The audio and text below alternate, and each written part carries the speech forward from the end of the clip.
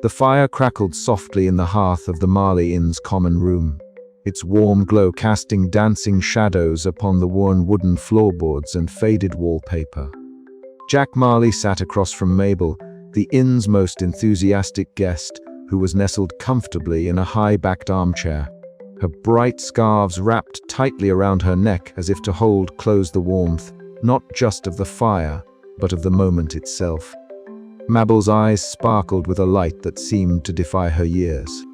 Her voice, soft yet unwavering, began to weave a tapestry of memories and revelations that surprised Jack more than he expected. "You know, Jack," she said, her gaze flickering toward the flickering flames, "I came here looking for a bit of excitement. A little thrill to shake up the routine of my golden years. But what I found, well, it's been so much more than that." Jack leaned in, his usual witty banter replaced by a rare stillness. He watched as Eleanor, the inn's mischievous poltergeist, drifted silently just beyond the armchair, her translucent form shimmering faintly. She was rearranging the antique teacups on a side table, a playful habit she indulged in when she sensed a moment of importance. But tonight, even Eleanor's mischief was hushed, as though sensing the gravity of Mabel's words. Mabel continued, her voice tinged with a mixture of nostalgia and newfound hope. "After my husband passed, I felt like my world had shrunk. The days bled into one another, and the silence in my house was deafening. I traveled here on a whim, seeking ghosts to chase away my loneliness. Instead, I found connection, life in all its strange and wonderful forms. This place, with its quirks and spirits, reminded me that even in the quietest moments, there's laughter to be found." Jack felt a lump in his throat. It was rare anyone could break through his stubborn optimism with such sincerity. "I never thought of it like that," he admitted, running a hand through his tousled hair. "I've been so focused on keeping the inn open, on making it work as a business, that I forgot what it could mean to people." Eleanor floated closer, her gaze softening as she listened. The playful spark in her eyes dimmed into something gentler. She reached out, her translucent fingers barely brushing a teacup before it settled quietly into place. It was a small gesture, but to Jack it felt like an unspoken promise, a reminder that the ghosts, too, were part of this newfound family. Mabel smiled, her eyes crinkling at the corners. "It's not just about scares or stories, Jack. It's about the laughter we share when the lights flicker, the comfort we find in a strange hand reached out across the veil. This inn has given me a second chance at joy, and I think it's giving you one, too." The room seemed to breathe with the weight of her words. Outside, a soft breeze stirred the curtains, carrying with it faint echoes of ghostly laughter, a chorus of spectral voices that had become the inn's heartbeat. Jack looked around at the worn walls, the creaking floorboards, the gentle chaos of life and afterlife intertwined. In that moment, he understood that he wasn't just fighting to save a building. He was nurturing a sanctuary where hope, friendship, and laughter thrived amidst the haunting. "Maybe it's time I stopped worrying about the numbers and started paying attention to the stories," Jack mused aloud, a genuine smile breaking through his usual dry humor. "After all, isn't that what this place has always been about?" Mabel chuckled softly, her eyes twinkling. "Exactly. And I'll be here to tell everyone just how magical it is." As the night deepened, the bond between the living and the spectral strengthened in the Marley Inn's cozy heart. The laughter, once faint and scattered, now echoed with purpose, a joyful resilience that no amount of financial strain or ghostly pranks could extinguish. And somewhere in the shadows, Eleanor's laughter joined in, light and mischievous, sealing the promise of many more adventures to come. Jack's thoughts raced with possibilities. If this was the true magic of the inn, then perhaps the future held more than just survival. Perhaps it held redemption, community, and above all, laughter that could bridge even the veil between life and death. The fire flickered again, shadows dancing like old friends on the walls, and Jack knew that whatever came next, he would face it with a heart lighter than it had been in years. The haunted Marley Inn was no longer just a crumbling building to be saved. It was a home reborn through the laughter and stories of those who dared to believe. And that, he decided with a grin, was worth every spectral prank and sleepless night yet to come. The door creaked open, a gust of chilly air slipping in, carrying with it the faintest whisper of a new visitor's footsteps. Jack rose, ready to greet whatever or whoever was about to step into the warm, chaotic embrace of the Marley Inn. The adventure was far from over. "Welcome," he said softly to the shadows, "to the best haunted inn you will ever stay in." And with that, the next chapter of laughter, chaos, and ghostly mischief began anew. Jack Marley stood in the dim light of the Marley Inn's main parlor, the air thick with a curious mixture of dust, old wood, and something faintly reminiscent of lavender and mischievous scent that had come to signify Eleanor's presence more than anything else in this crumbling sanctuary. He rubbed his temples, scanning the room filled with the oddest coalition he'd ever gathered, a band of spirited specters. His loyal best friend Tommy holding a toolbox with a dubious expression, and Sally, the skeptical local historian who looked as though she'd just reluctantly agreed to a seance. Eleanor the poltergeist hovered nearby, translucent and shimmering, her vintage dress fluttering, as if caught in a breeze no one else could feel. She flashed a grin that was equal parts gleeful and conspiratorial. "All right, Jack," she said, voice echoing lightly. "Marvin's making his move. We need a plan that's more than just spooky noises and rattling chains. It's time for some real ghostly mischief." Jack chuckled dryly, despite the knot of anxiety tightening in his stomach. "Right, mischief with a purpose. Like a ghostly heist movie, but with more ectoplasm and fewer explosions." The group gathered around the battered wooden table littered with maps of the inn and its grounds, old ledgers, and a few ghostly trinkets Eleanor had retrieved from the ether. Tommy leaned in, his rugged face lit by the flickering candlelight. "I've rigged up a few surprise traps," he said, tapping his toolbox. "Nothing lethal, just enough to make Marvin's goons think twice before stepping foot in here." Sally adjusted her glasses, her voice measured but tinged with intrigue. "Historical records suggest these grounds have always been, well, lively. Perhaps the ghost's antics can be more than mere scares. They could be a strategic advantage." Mabel, the retired tourist whose enthusiasm was a beacon of warmth amid the tension, clapped her hands. "Oh, I do love a good community effort. Let's show Marvin the true spirit of Marley Inn." With the plan forming, the inn became a fortress of laughter and chaos. In the following days, Eleanor and the other ghosts, previously content with minor pranks, stepped up their game. Flying teacups shattered windows at just the right moment to create distractions, portraits swung ominously yet comically, and occasional gusts of chilly wind swept through corridors, sending papers flying in patterns that seemed almost choreographed. Jack darted through the rooms, issuing orders with a dry wit that kept spirits high even when his own nerves threatened to unravel. "Eleanor, try not to break the antique clock this time," he quipped as a sudden crash echoed from the hallway. "No promises," Eleanor replied with a wink. One evening, as Marvin's hired thugs approached the inn under the cover of dusk, the plan swung into full effect. Mabel rang the old brass bell with exaggerated zeal, a signal to the ghosts.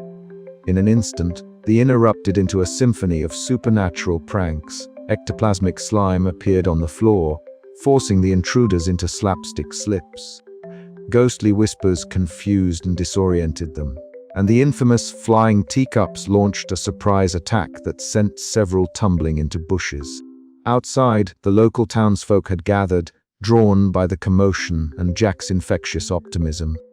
They watched, half in disbelief and half in amusement, as the ghosts and innkeeper stood united against the corporate threat looming over their beloved Marley Inn. In the aftermath, as Marvin's men limped away, bedraggled and humiliated, Jack shared a triumphant glance with Eleanor. Their laughter mingled with the creaking timbers of the inn, a sound that now felt less like decay and more like a living heartbeat. The alliance forged in the heat of chaotic defense was more than a tactical victory. It was a testament to the power of unexpected friendships and resilience. Jack knew the battle was far from over, but with his spectral allies at his side, he was ready to face whatever came next with laughter, wit, and a touch of ghostly magic. And as the candles flickered low, casting playful shadows on the peeling wallpaper, Jack whispered to the ghosts, "Whatever happens, we're in this together. Now, who's up for a little more mischief?" Eleanor's joyful laughter echoed through the halls, a sound that promised that the Marley Inn's story was far from finished. Marvin Delaney's sleek office was a stark contrast to the weathered charm of the Marley Inn, but today it felt more like a cage than a throne. He paced back and forth, the polished floor reflecting his sharply polished shoes, while his mind replayed the mounting setbacks he faced. The confident mask he wore in public was beginning to crack, revealing the man beneath the man haunted not by ghosts, but by memories of a family legacy marred by failure. The faint echo of ghostly laughter floated through the air, an almost imperceptible reminder of the Marley Inn's spectral defenders. Marvin clenched his fists, frustration bubbling beneath his calm exterior. "This isn't over," he muttered, his voice barely a whisper. But deep down, doubt gnawed at him like a persistent shadow. Meanwhile, back at the inn, Jack Marley was riding the wave of small victories with newfound confidence.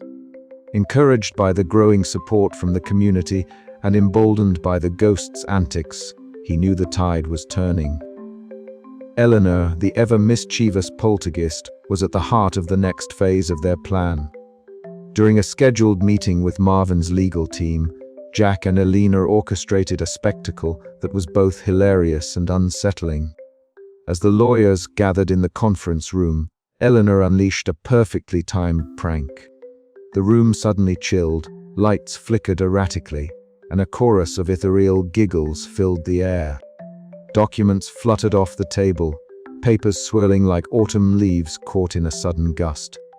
The lawyers exchanged startled glances, the stern expressions faltering amid the chaos. "What in the world?" one of them exclaimed, reaching for a light switch that stubbornly refused to work. Jack, feigning innocence, leaned back in his chair with a dry smile. "Just a bit of the inn's unique charm," he quipped. The disruption rattled the legal team's composure, buying Jack precious time and sowing seeds of doubt about the strength of Marvin's campaign. Word of the incident spread quickly, further endearing the inn to the town's residents, who began to see Marvin's efforts as heavy-handed and out of touch. Tummy and Sally, meanwhile, delved into the town archives, determined to find any leverage that could aid their cause. Amid dusty ledgers and brittle newspapers, they uncovered a forgotten chapter of Marvin's past, a hidden document revealing the collapse of his family's luxury hotel decades earlier. The revelation painted Marvin not just as a ruthless businessman, but as a man driven by the desperate need to redeem a tarnished family name. "No wonder he's so relentless," Sally remarked, adjusting her glasses as she laid the papers out on the table. "It's more than just business for him." This newfound understanding fueled Jack's resolve and brought a nuanced perspective to their fight.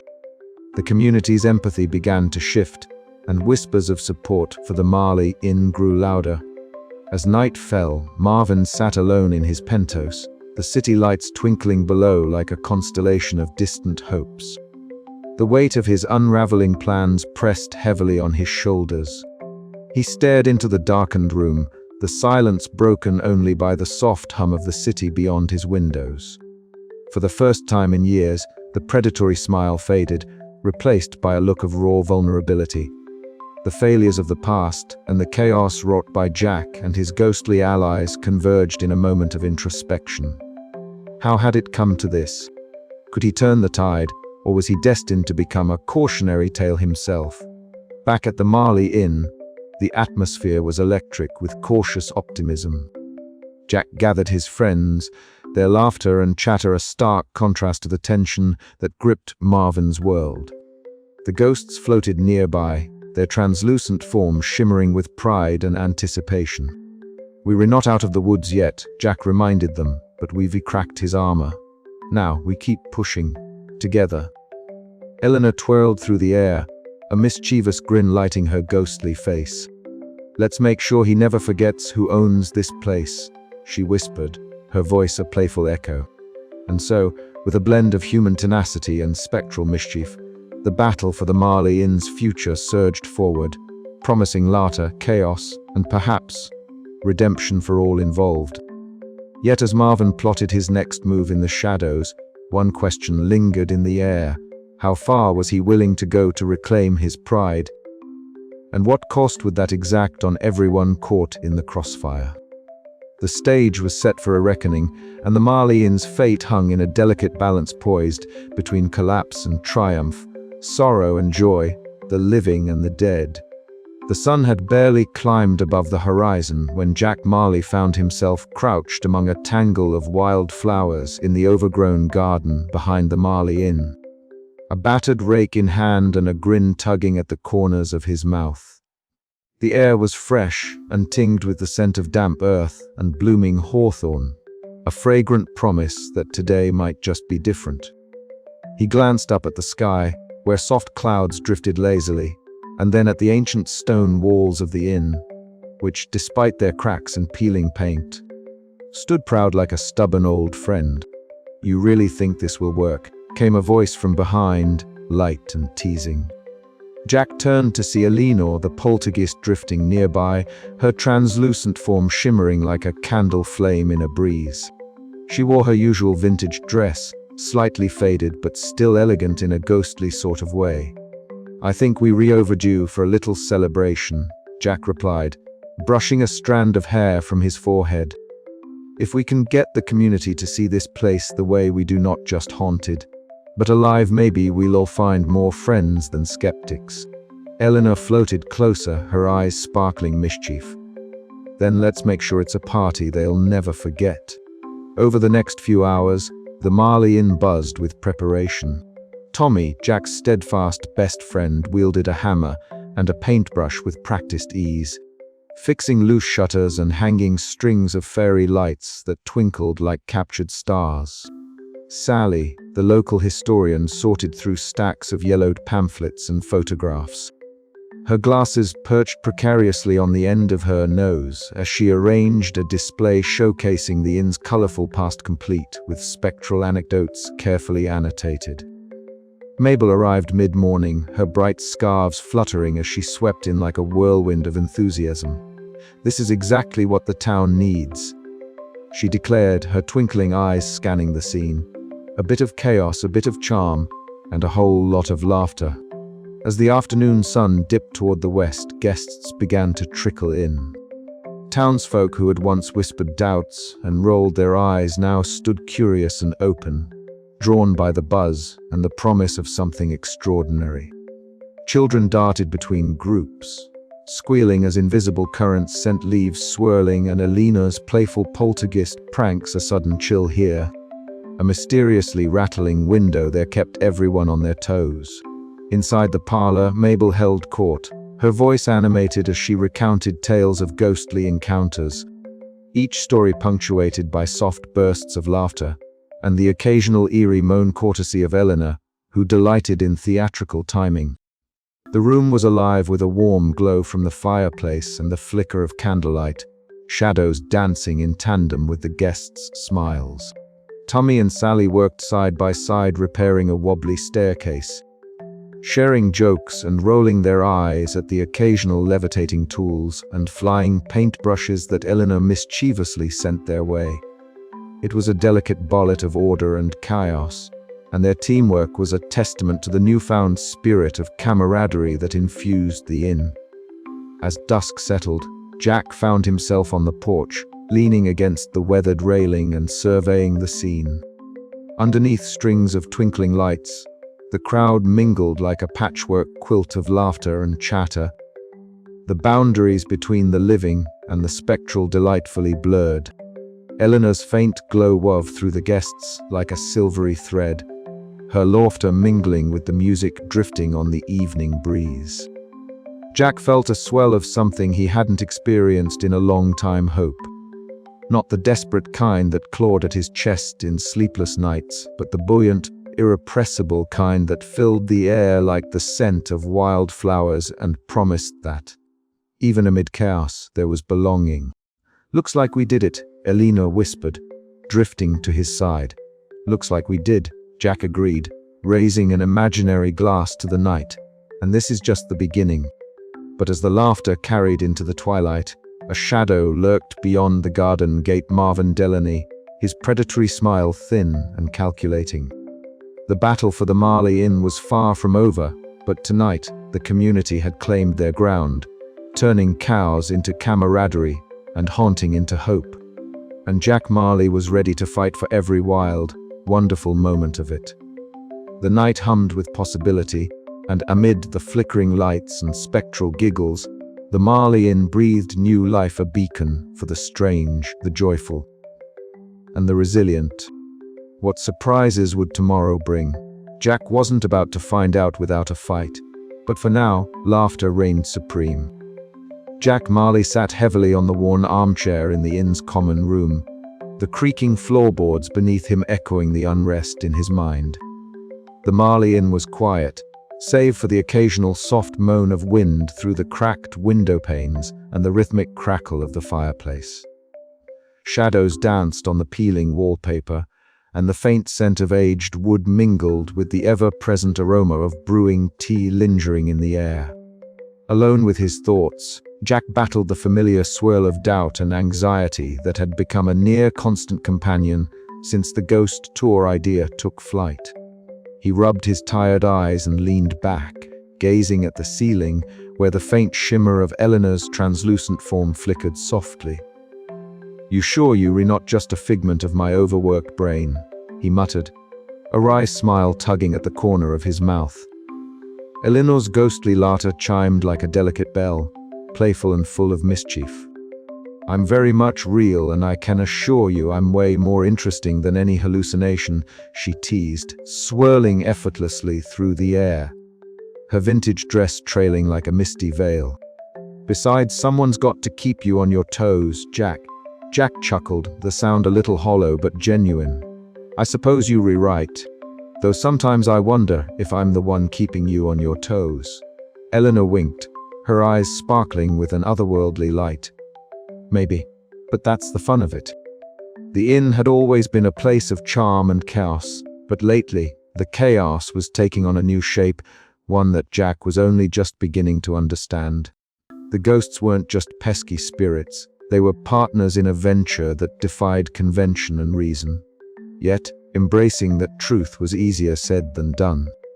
Just then, the soft tap-tap of footsteps approached, and Jack looked up to see Mabel stepping into the room, her bright scarf fluttering slightly despite the lack of breeze. Her twinkling eyes held a warmth that cut through the gloom. "Mind if I join you?"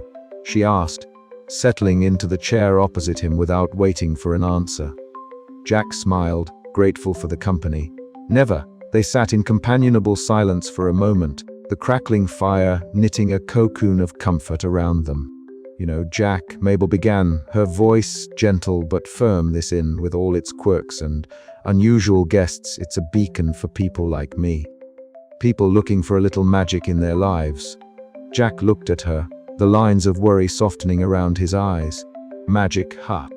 That's a generous word for a bunch of mischievous spirits and a crumbling building." Mabel chuckled. "Maybe. But it's the kind of magic that makes you smile, even when things are tough. It's the laughter, the unexpected friendships, the stories that make life worth living." Jack nodded slowly, feeling the truth of her words seep into him like warm sunlight after a long winter. Meanwhile, Eleanor drifted in, her form shimmering with renewed energy. "If you'll allow me," she said with a mischievous grin, "I thought I'd show you a little something." Before Jack could respond, a swirl of light and a flurry of small objects, teacups, silverware, and a feather duster whirled around the room in a graceful dance.